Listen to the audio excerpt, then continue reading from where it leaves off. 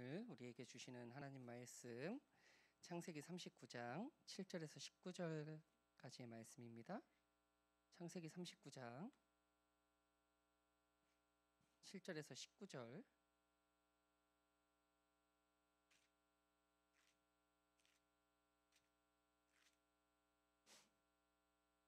창세기 39장 7절에서 19절 말씀입니다.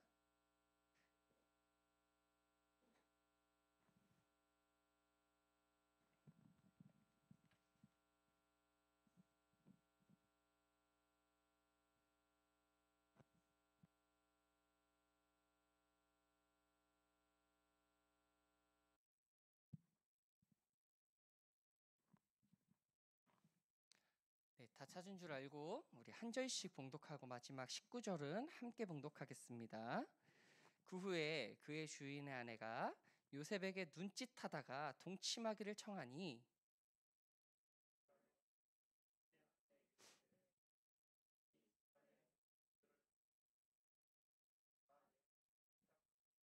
이 집에는 나보다 큰 이가 없으며 주인이 아무것도 내게 금하지 아니하였어도 금한 것은 당신뿐이니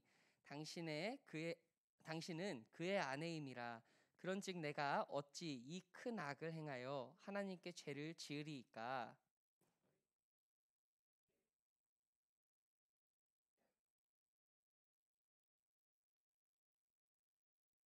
그러할 때 요셉이 그의 일을 하러 그의 집에 들어갔더니 그 집 사람들은 하나도 거기에 없었더라.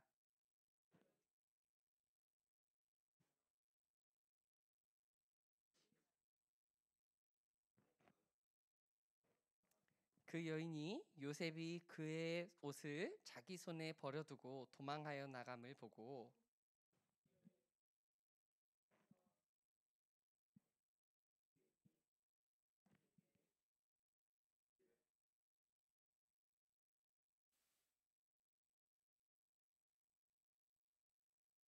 그가 나의 소리를 질러 부름을 듣고 그의 옷을 내게 버려두고 도망하여 나갔느니라 하고,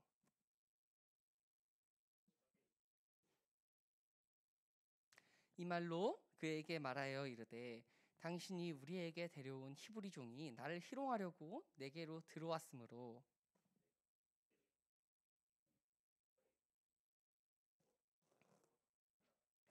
그의 주인이 자기 아내가 자기에게 이르기를 당신의 종이 내게 이같이 행하였다 하는 말을 듣고 심히 노한지라.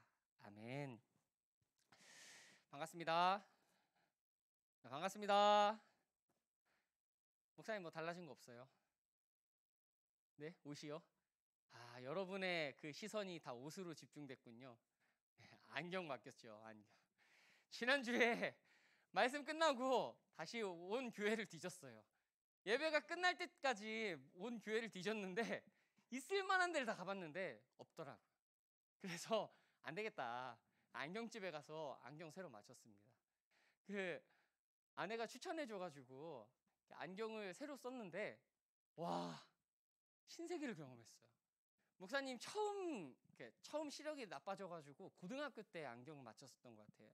근데 그때부터 줄곧 되게 안경알 작은 것만 썼었어요. 처음에는 이게 반태인가요? 그 반무태? 아무튼 그 반만 이렇게 태가 있는 그 안경을 썼다가 얼마 지나지 않아가지고 그 뿔테로 바꿨거든요. 그리고 그때부터 똑같은 안경이었어요. 지금까지. 이렇게 지난주까지. 그러다가 처음으로 안경알이 큰 걸 써봤는데 신세계야. 쓴 듯 안 쓴 듯한 그 무게. 그리고 전에는 이렇게 세상이 좀 세 개로 나눴었거든. 시선을 위로 하면 위에 흐리고 가운데 하면 제대로 보이다가 또 밑으로 하면 또 흐린. 그리고 막 이렇게 선이 있었어, 항상. 이게 선이 있어가지고 아, 원래 세상은 이렇게 틀 가운데 갇혀 있지. 막 그러면서 막 이렇게 생활하고 있었는데 큰 걸 쓰니까 좌우로 위아래로 해도 시선이 똑같아. 시력이 다 똑같고 안경을 안 쓴 줄 알았어. 근데 심지어 그날 안경 맞추고 집에 와서 자려고 침대에 누웠는데 갑자기 아내가 그러더라고. 야, 아니 지금 뭐 하냐고. 그래서 자려고 누웠다고. 처음에 내가 뭐 잘못한 줄 알았어. 내가 뭘 안 했나? 나 씻었는데 뭐였지? 근데 갑자기 안경 안 벗냐고. 안경이 그렇게 좋냐고. 큰 그림이었냐고. 안경 안 사줬으면 어떡할 뻔했냐고. 안경 잃어버린 거 큰 그림이었냐. 다음부터는 그냥 말로 하라고. 잃어버리지 말고. 지난주에도 그 얘기를 들었어요. 수요일에 본 우리 청년 선생님들이 큰 그림 그렸냐고. 안경 새로 맞추려고 그랬냐고. 그냥 안경을 새로 맞추니까 신세계를 경험하게 됐는데 문득 그런 생각이 들었어요. 하나님의 나라가 그러하지 않나. 여러분, 하나님의 나라, 우리가 꿈꾸는, 우리가 그리는, 우리가 기다리는 하나님의 나라는 어떤 나라일까? 마치 이와 같아요. 목사님이 안경을 새로 맞췄잖아. 그와 같은 거야. 무슨 말이냐면 성경 곳곳에 이런 구절이 등장해. 이사야서 65장 17절 말씀에 보면 새로운 창조. 하나님께서 이스라엘 백성들에게 나중에 내가 임할 나라, 내가 너희들에게 새로 보여줄 나라가 어떤 나라인지를 설명을 하는데 그 나라는 새롭게 창조되어질 나라라는 거야. 요한계시록 21장에 보니까 1절과 2절 말씀에 이렇게 얘기해. 새 하늘과 새 땅이 우리 가운데 임할 거라고. 2절 말씀에 보니까 이렇게 얘기해. 새 예루살렘이 우리 가운데 내려오고 있다고. 그러니까 하나님께서 우리 가운데 보여줄, 우리가 기다리는 하나님의 나라는 어떤 나라냐면 새롭게 창조되어지는 나라예요. 지금 우리가 꿈꾸는, 우리가 상상할 수 없는, 여러분들이 생활하고 있는 그런 생활이 아니라 우리가 감히 상상할 수 없는 새로운 나라로 하나님께서 새롭게 창조하시는 곳이라는 거예요. 근데 여기서 우리가 기억해야 할 게 뭐냐면 그 하나님의 나라가 새롭게 창조되어지는데 그러면 이 땅에서의 그 삶이 뭐 의미가 없어지냐? 이전에 나의 어떤 정체성이 사라지는 거냐? 그런 게 아니라는 거예요. 하나님께서 새롭게 창조하시는 나라는 이전 것과 동일하지만 이전 것과 비교할 수 없는 새로운 것. 이게 무슨 이야기냐? 목사님 안경 새로 맞췄지? 이 안경이라는 의미에 있어서는 전과 같은 거야, 다른 거야? 같은 거야. 안경이라는 의미에 있어서는 전과 다르지 않아. 연속성이 있어. 목사님 시력도 나빠지지 않았더라고. 똑같았어. 똑같은 도스를 가지고 있고 똑같은 안경을 끼고 있어서 이 안경을 왜 끼는 거야, 목사님은? 보려고. 잘 보려고 끼는 거지. 그런 의미에서는 이 안경은 이전 것과 동일한 거야. 그런데 이 안경은 전의 것과 같다고 이야기할 수 있을까? 전의 것과 같다고 이야기할 수 있어? 아니에요. 전혀 새로운 거예요. 그렇죠? 이 안경은 전에 있던 어떤 모양이나 어떤 형태나 어떤 전에 목사님이 사용하던 그 안경과는 전혀 다른 거라고. 그렇죠? 전과는 같으나 그러나 새로운 안경이에요. 하나님의 나라가 그와 같다는 거예요. 우리가 기다리고 우리가 꿈꾸고 우리가 바라보는 그 하나님의 나라는 나의 지금의 삶과는 전혀 다른 어떤 모습들이야. 이게 가장 잘 나타나는 어떤 그 본문이 뭐냐면 출애굽기예요. 출애굽 사건이에요. 출애굽 사건은 어떤 사건이었어요? 이스라엘 백성들이 애굽이라는 땅에서 종으로 살아갔다고. 노예였어. 노예라는 건 자유도 없고 뭐 내 의지도 없고 내 어떤 생각도 없고 막 그냥 억압되어져 있는 상태야. 늘 고단하고 늘 힘겨운 상태. 그래서 사실 출애굽기에서 앞장 1장에 보면 이렇게 이야기하잖아. 이스라엘 백성들의 그 고된 그 노역들이 얼마나 힘들었냐면 그 부르짖음이 하나님께 이렇게 들릴 정도였다고. 그렇게 하나님께 막 불부짖을 정도로 그들의 삶이 힘들었다는 거야. 근데 얘들아, 하나님께서 어떻게 하셨니? 이스라엘 백성들을 애굽 땅에서 건져내셨어. 그치?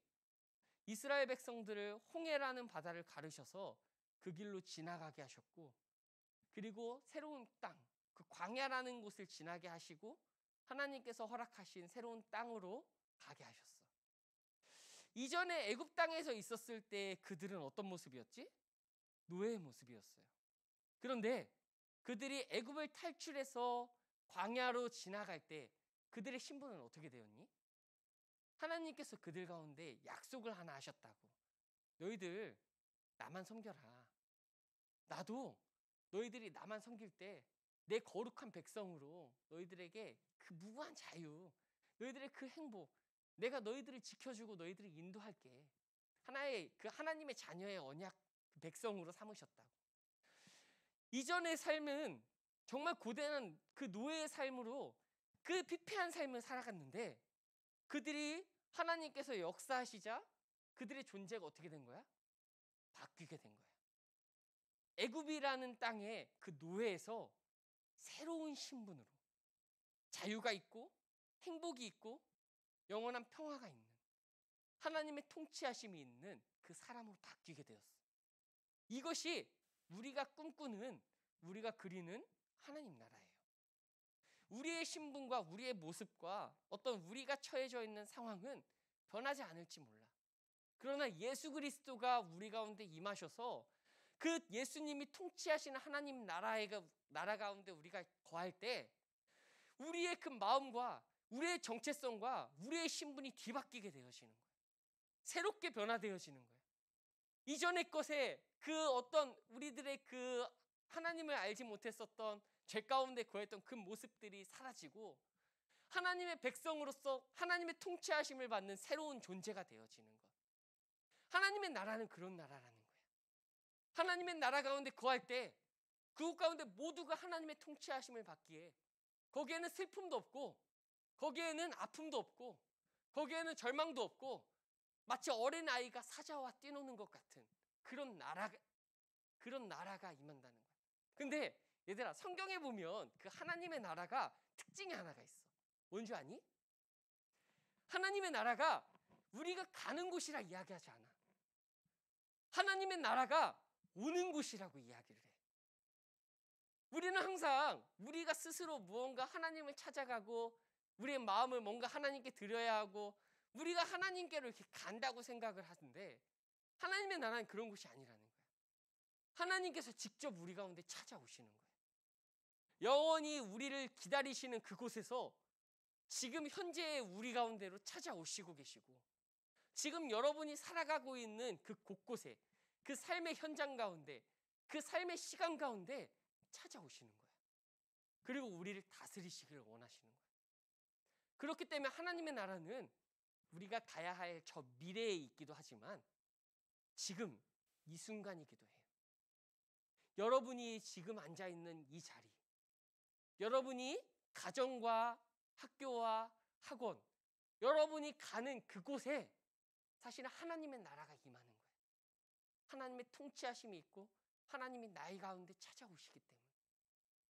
그러면 우리는 그런 상황 가운데 날마다 새롭게 우리를 새로운 존재로 거듭나게 하시고 날마다 새로운 하루하루를 날마다 우리 가운데 허락하시고 그 하나님의 나라를 꿈꾸며 그 하나님의 나라를 경험하며 살아가게 하시는데, 우리는 그럼 어떻게 살아가야 할까?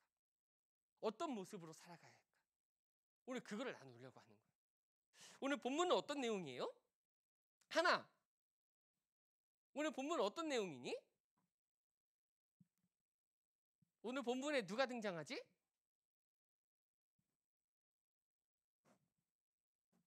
자, 오늘 본문에 요셉이 등장해요. 자, 하나 조금 정신 차리자. 이제 한 10분 안에 마칠게요. 자, 오늘 본문 속에 요셉이 등장합니다. 요셉은 어떤 삶을 살았을까요? 요셉은 참 힘겨운 삶을 살았어요. 그 삶이 처음에는 참 귀하고 부유한 집안에 태어났죠. 이삭이 아버지니까, 야곱이 아버지니까 얼마나 그 재산과 어떤 그 축복을 다 누렸겠어요. 게다가 가장 사랑하는 아들이었거든, 요셉은. 그래서 색동옷을 지어 입혔다고 해요. 그리고 막 형들은 가가지고 사냥하고 있을 때 아버지가 너는 사냥하지 말고 너는 앉아가지고 글 읽고 너는 공부해. 너는 크게 될 사람이야 하면서 온갖 모든 힘을 다 실어줘가지고 막 밀어줬다고. 그런데 그러다 보니까 형들에게 시기를 받기 시작해요. 처음에는 부유한 가정에서 모든 사랑을 독차지하면서 자랐다가, 근데 그게 과거의 일이었을 뿐이라는 거야. 현재는 다른 형들에게 막 다른 노예에게 팔려가지고 가서 노예의 신분으로서 막 그냥 그 군대 장관 막 보디발 집에서 그냥 노예 생활하는 어떤 그런 한 사람으로서 생활하게 되었다고. 그런데 얘들아, 그의 삶을 보면 항상 그런 노예 생활이었고 팔려다니는 인생이었고 사랑받지 못하는 것 같은 그런 삶이었어도 그가 한 가지 지켰던 것이 하나 있어요. 그게 뭐냐면 신이었어. 신이. 무슨 말이냐면 자기 주인, 자기가 비록 자기의 삶은 종이었다 할지라도 자기의 주인에게 충성을 맹세하고 배신하지 않는 삶을 살았다라는 거야. 오늘 결정적인 사건이 하나 등장해요. 자기의 신분이 뭐라고? 노예라고. 얘들아, 인생에 있어서 줄을 잘 타야 돼. 줄을 잘 서야 돼. 이게 사람들을 쭉 보면 줄을 잘 서는 사람이 잘 풀려. 얘들아, 너희들의 인생에 하나님께 줄을 댈 수 있는 사람들이 되었으면 좋겠어요. 오늘 요셉이 그 줄을 잘 설 수 있는 기회가 찾아왔어. 그 노예의 그 자기의 주인의 아내, 이 보디발의 그 아내가 요셉에게 찾아가가지고 요셉, 나랑 동침할래? 나랑 동침하자 막 이러는 거야. 무슨 말인지 알죠? 지금 우리 방송 중이어가지고 심의가 12세에 걸려요. 더 이상 큰 깊은 이야기는 할 수 없지만 모르겠으면 동침이라는 말이 무슨 뜻인지 잘 모르는 친구들은, 순진한 친구들은 집에서 부모님께 아빠 동침이 뭐야? 이렇게 물어보시면 됩니다. 자세한 설명은 부모님께 듣기로 하고, 어쨌든 자꾸 아내가 그 보디발 자기 주인 아내가 동침하자고 하니까 이게 무슨 말이냐면 한마디 이런 거야. 너 내가 권력 다 줄게. 너 지금 노예지만 내가 노예로 살아가지 않게 해줄게. 너 노예 말고 저기 가가지고 내 직업 하나 줄까? 너 새로운 신분 하나 줄까? 막 이러는 거랑 똑같은 일인 거야. 근데 요셉은 어떻게 했어요?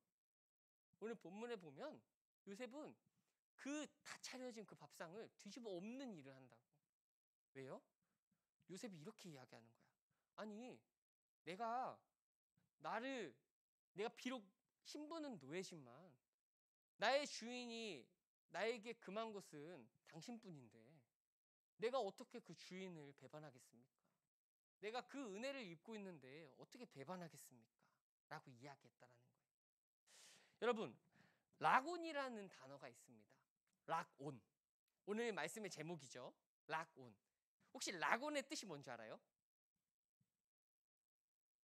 응? 뭐? 잠그는 거. 이거 사실 군사 용어예요. 어떤 밀리터리물을 좀 좋아하는 친구들은 한 번쯤 들어봤을지도 모르겠는데, 유도미사일 알죠? 유도미사일 우리가 흔히 유도탄 해가지고 어떤 목표물을 향해서 끝까지 가서 명중시키는 어떤 미사일을 이야기하잖아요. 라고는 어떤 목표물을 하나 설정을 해놓으면 그 바람이 불고 비가 불고 막 천둥번개가 치고 눈이 오고 하도 추워가지고 막 불이라도 꺼질 것 같은 그런 날씨여도 어떤 목표물을 향해 끝까지 날아가는 어떤 특징을 지녀요. 그런 상태가 락온의 상태예요. 그러니까 어떤 미사일에게 락온을 걸어놓으면, 설정을 해놓으면 그 미사일은 목표물까지 바로 날아가는 거예요.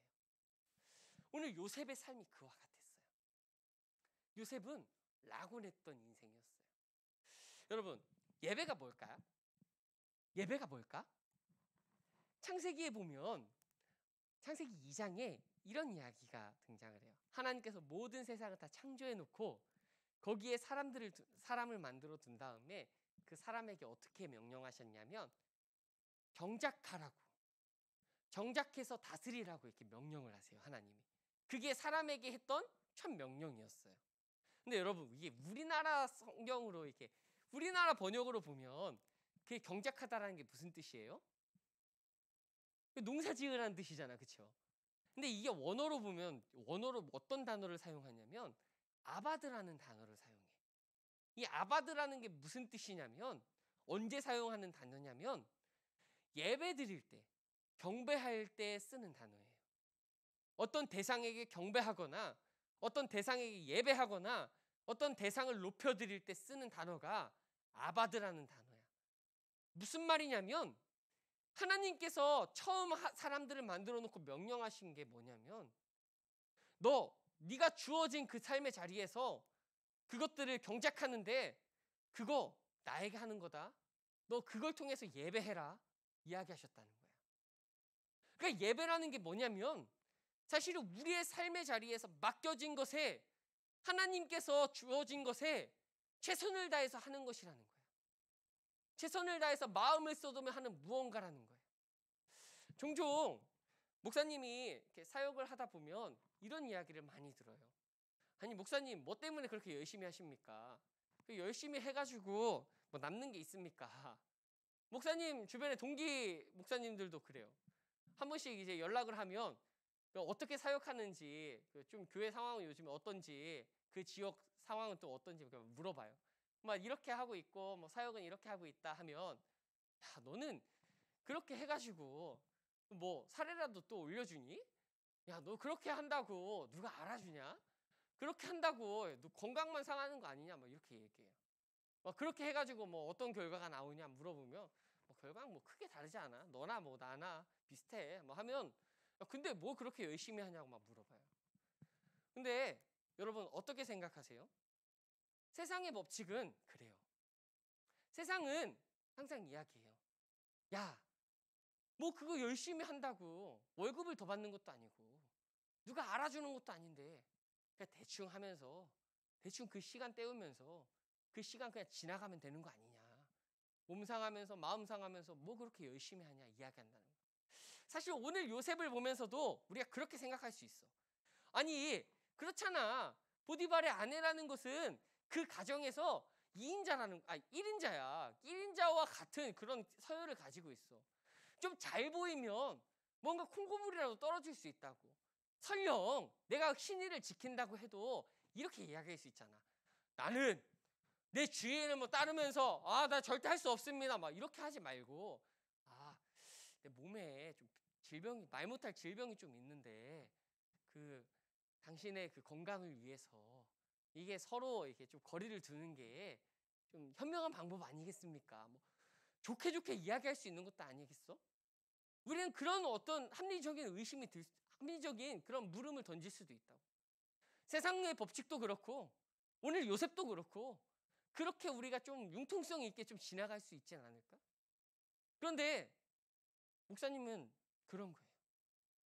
우리의 삶의 예배라는 것은 아까 이야기했잖아. 나에게 맡겨주신 것에, 당시에 아담에게 맡겨주신 것은 그 농작물이나 어떤 식물들이나 어떤 동물들을 잘 가꾸는 것이었어. 그런데 그 자체가 뭐라는 거야? 아담에게는 그것이 예배였다는 거야. 목사님에게는 그럼 무엇이 예배일까? 목사님에게는 목사님의 사역하는 그 모든 현장이 목사님의 삶의 예배인 거야. 목사님이 예배 하나를 준비하더라도 거기에 있어서 결과는 똑같을지 몰라.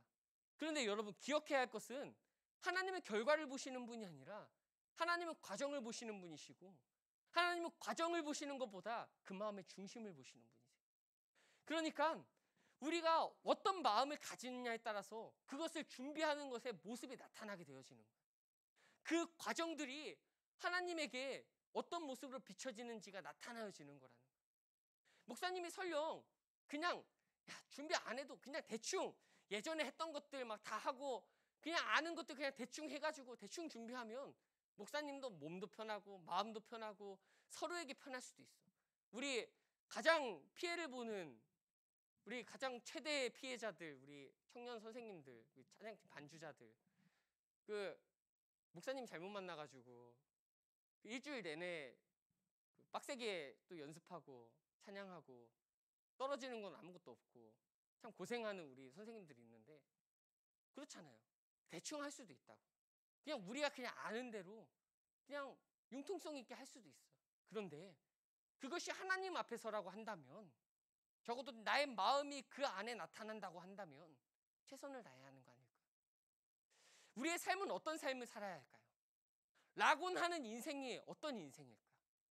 우리의 삶에 하나님께서 통치하시고 새로운 삶을 허락하여 주시고 하나님의 나라가 나의 가운데 날마다 매 순간 가운데 이루어진다면, 그럼 우리들의 삶의 자세는 어때야 하는 거야? 우리의 예배의 모습은 어때야 되는 거냐는 거예요. 그것은 모든 일에 최선을 다해야 되는 건 아니겠어요? 나의 마음을 쏟아놓고 내가 할 수 있는 대로, 나의 능력이 되어지는 대로, 나에게 시간이 되어지는 대로, 나의 몸이 따라주는 대로 최선을 다해 감당하는 것, 그것이 락원하는 인생이고 하나님 앞에서 나의 삶을 감당하는 자세이고 하나님 앞에 예배하는 자세라는 거예요. 여러분의 삶을 한번 돌아봅시다. 여러분은 어떤 삶을 살아가고 계십니까? 여러분의 신분은 뭐예요? 여러분에게 당장 여러분 이 교회 밖을 나서면 여러분 어떤 삶을 감당하십니까? 가장 먼저 여러분이 닥치는 건 여러분에게 주어지는 신분은 학생 아니에요? 그렇다면 학생으로서 여러분이 할 수 있는 최선을 다하는 모습은 무엇입니까?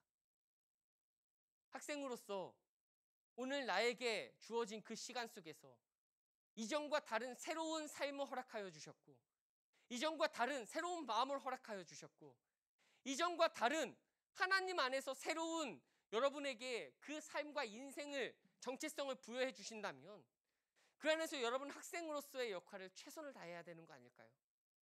최선을 다해 공부해야 하고 뭐 다른 요행을 바라기보다는 나에게 주어지는 일에 내 마음을 쏟으며 내 시간을 쏟으며 나의 마음의 정성을 쏟으며 감당해야 되는 것, 그것이 그리스도인의 삶의 예배이고 삶의 자세라는 거예요. 우리 선생님들은 어떻습니까? 아마 우리 선생님들은 조금 더 실제적인 삶의 모습들이 있을 겁니다. 아마 직장 생활 속 그리고 어떤 사업 속 어떤 그런 여러분들의 위치가 있지 않으십니까? 그렇다면 여러분 어떻게 감당하시겠습니까? 그냥 월급을 받기 위해서 그냥 하루의 그냥 삶을 그냥 나에게 주어지는 대로 그냥 대충 시간을 때우고 그냥 누군가의 어차피 밑에서 일하는 거기 때문에 내가 누구 좋지하고 그렇게 일을 해야 할까? 혹시 그렇게 생각하지는 않으십니까? 그냥 오늘 이것을 해야 하기 때문에, 이것을 해야 내가 오늘 돈을 벌기 때문에 나의 생계가 유지되기 때문에 의무적으로 혹시 감당하고 계시지 않습니까? 우리의 그리스도인의 삶은 그런 것이 아닙니다. 설령 내가 누군가 밑에서 일을 하고 있다 할지라도 그 사람 밑에서를 생각하는 것이 아니라 하나님 앞에서 나는 어떻게 내가 이 자세를, 이 삶을 감당해야 되는지를 고민해야 되는 거예요. 그리고 그 속에서 나를 통해서 하나님의 나라가 어떻게 확장되어질지, 나를 통해서 내가 무엇을 해야 하나님 더 영광 받으실 수 있을지, 무엇을 해야 나를 통해서 하나님의 이름이 망령되게 일컬어지지 않을지 고민하며 그 맡겨진 일을 최선을 다해 감당하는 것, 그것이 그리스도인의 삶의 모습인 것입니다. 말씀을 마치려고 합니다. 때로는 그렇게 하는 결과가 우리 가운데 좋지 못할지도 모릅니다. 비록 우리가 하나님께 락원하여 이끌어낸 결과가 오늘 요셉 29절의 말씀처럼 그의 주인이 자기 아내가 자기에게 이르기를 당신의 종이 내가 이같이 행하였다 하는 말을 듣고 심히 노한지라. 이와 같이 나는 신의를 지켰고 나는 하나님 앞에서 내 마음을 지켰고 모든 것을 쏟아냈는데 그 결과가 이것밖에 되어지지 않습니까? 이러한 삶의 모습이 나타날지라도 우리는 하나님 앞에 최선을 다하는 거예요. 하나님 맡겨진 삶을 충실히 감당하는 거예요. 그것이 하나님의 영광이 되어진다는 거예요. 그렇게 할 때 어떻게 돼요? 하나님께 모든 것을 집중했을 때 찾아오는 당혹스러운 것은 사실 일시적이에요. 그 순간이고 잠시뿐입니다. 그러나 그 끝이 반드시 존재한다는 것을 우리가 믿고 나아갈 수 있어야 돼요. 39장의 말씀만을 한정해서 보면 하나님께 집중해서 사람의 말을 듣지 않은 요셉은 감옥에 갇히게 되는 실패한 인생으로 결론 납니다. 그런데 그 큰 그림으로 보면 비록 감옥에 갇혔지만 하나님의 은혜 덕분에 조금 더 좋은 왕의 제수를 가두는 감옥에 갇히게 되는 결말을 나타나게 됩니다. 결국 그것도 사실은 감옥이긴 하지만 언젠가 자신의 억울함을 풀고 나갈 수 있을지 전혀 확실할 수 없는 절망의 장소였지만 그럼에도 하나님은 그 속에서 하나님의 일을 묵묵하게 이끌어 가셨습니다.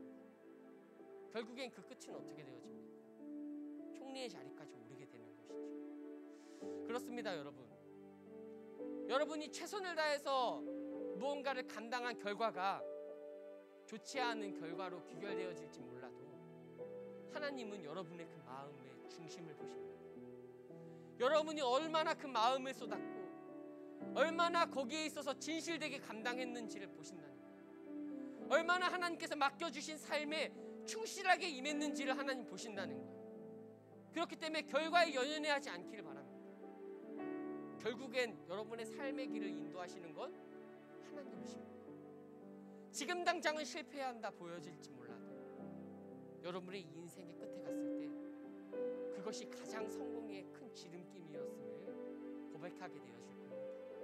여러분, 우리의 삶 속에서 하나님이 역사하신다는 사실을 기억하고 하나님께 라군하시기를 바랍니다. 하나님께서 저 먼 우리의 그 끝에서 우리가 가야 할 그곳에서 오늘 이 순간, 이 시간을 뚫고 우리 가운데 찾아오셔서 우리를 세우시고 우리를 새롭게 하시고 우리를 보살피시고 우리를 오늘도 이끌어 가심을 우리가 기억하며 여러분의 삶의 한 주간의 삶에 여러분의 맡겨진 일, 부모님께 최선을 다하고 부모님을 공경하고 부모님 말에 순종하고 가정에서 여러분이 해야 할 일에 최선을 다했다면 여러분 학업 가운데서도 최선을 다할 수 있는 그리스도인들 되시길 간절히 소망합니다. 우리 한번 기도할까요? 결단하면 한번 이렇게 기도합시다. 오늘 말씀을 통해서 우리가 한 가지를 우리가 깨닫습니다.